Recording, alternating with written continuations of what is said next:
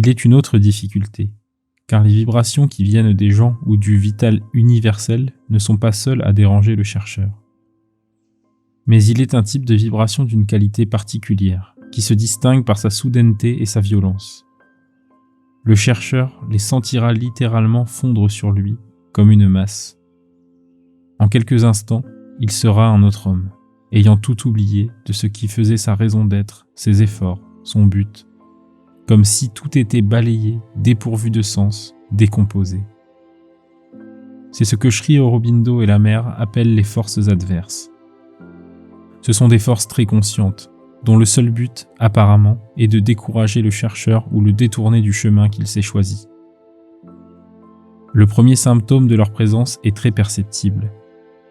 La joie se voile, la conscience se voile, et tout est enveloppé d'une atmosphère de drame.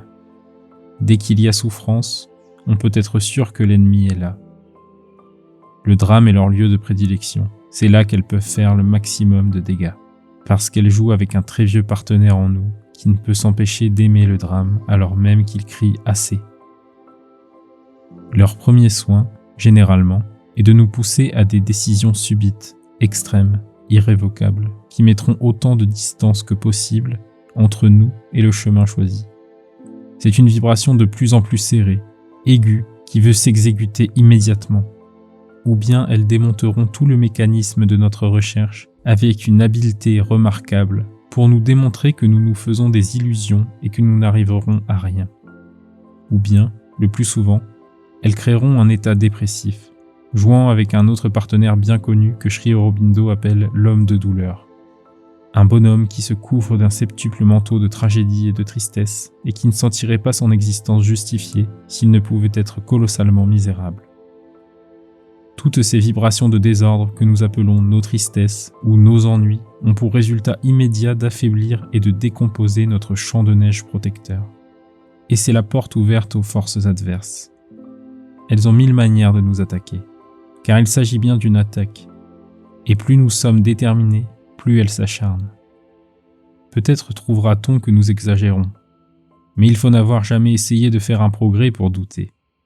Tant que l'on marche avec le troupeau, la vie est relativement facile, avec ses bonnes et ses mauvaises passes, sans trop de bas, mais sans trop de haut non plus. Dès que l'on veut en sortir, mille forces se lèvent, très intéressées à ce que nous fassions, comme tout le monde. On découvre à quel point l'emprisonnement est bien organisé. On découvre même que l'on est capable de descendre aussi bas que l'on est capable de monter haut, et qu'en vérité, nos bas sont exactement proportionnels à notre capacité de hauteur. Bien des écailles nous tombent des yeux. Avec un peu d'honnêteté, on voit bien que l'on est capable de tout et qu'en somme, comme dit Sri Aurobindo, notre vertu est une prétentieuse impureté. Il faut n'avoir jamais quitté la personnalité frontale pour nourrir encore quelques illusions à ce sujet. Toutes sortes de noms démoniaques et noirs ont donc été réservés à ces forces adverses dans l'histoire spirituelle du monde, comme si elles étaient là uniquement pour faire damner le chercheur et donner des embêtements gratuits aux braves gens. La réalité est un peu différente, car où donc est le diable sinon en Dieu? Et s'il n'est pas en Dieu, il ne reste pas grand-chose en Dieu, car ce monde est assez méchant, et pas mal d'autres aussi, si bien qu'il ne reste pas grand-chose de pur, sauf peut-être un point mathématique sans dimension qui ne fait pas de tâche. Mais l'expérience nous montre que ces forces perturbatrices ont leur place dans l'économie universelle, et qu'elles ne sont perturbatrices qu'au niveau de notre petite conscience momentanée, et encore le sont-elles dans un but déterminé. D'abord, elles nous attrapent toujours au défaut de notre armure. Si nous étions solides et d'une seule pièce, elles ne pourraient pas nous ébranler une seconde.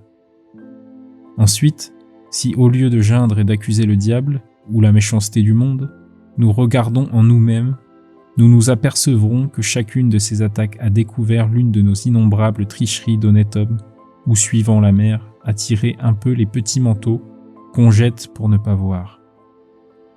Et les petits manteaux, ou les gros, ne sont pas seulement sur nos plaies, ils sont partout dans le monde, sur ces petites insuffisances et ces énormes suffisances.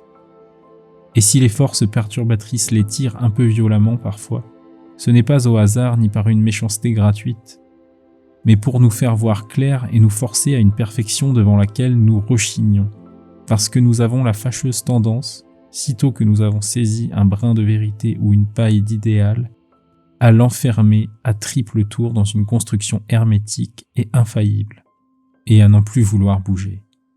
En d'autres termes, pour l'individu comme pour le monde, ces forces peu gracieuses sont des instruments de progrès. Ce par quoi tu tombes est cela même par quoi tu t'élèves, dit le Kularnava Tantra dans sa sagesse. Nous protestons contre les catastrophes apparemment inutiles et arbitraires qui viennent frapper notre cœur ou notre chair, et nous accusons l'ennemi, mais ne serait-ce pas plutôt l'âme elle-même, non le mental extérieur, mais l'esprit au-dedans, qui a accepté et choisi ces épreuves pour se développer et passer rapidement par l'expérience nécessaire, tailler le chemin, fût-ce au risque d'endommager gravement sa vie extérieure et son corps. Pour l'âme en voie de croissance, pour l'esprit au-dedans de nous, les difficultés, les obstacles, les attaques ne seraient-ils pas un moyen de grandir, d'intensifier sa force, d'élargir son expérience, de s'entraîner à la victoire spirituelle? Nous crions contre le mal, mais s'il n'était là à faire notre siège et nous défier, il y a beau temps que nous aurions attrapé la vérité éternelle pour en faire une petite fadaise proprette et bien assise.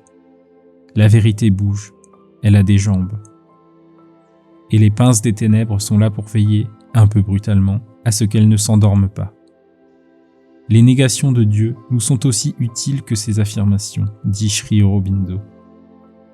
L'adversaire ne disparaîtra, dit la mère, que lorsqu'il ne sera plus nécessaire dans le monde. Et nous savons très bien qu'il est nécessaire, comme la pierre de touche pour l'or, pour voir si l'on est vrai. Parce que, après tout, Dieu n'est peut-être pas un point mathématique pur, hors de ce monde.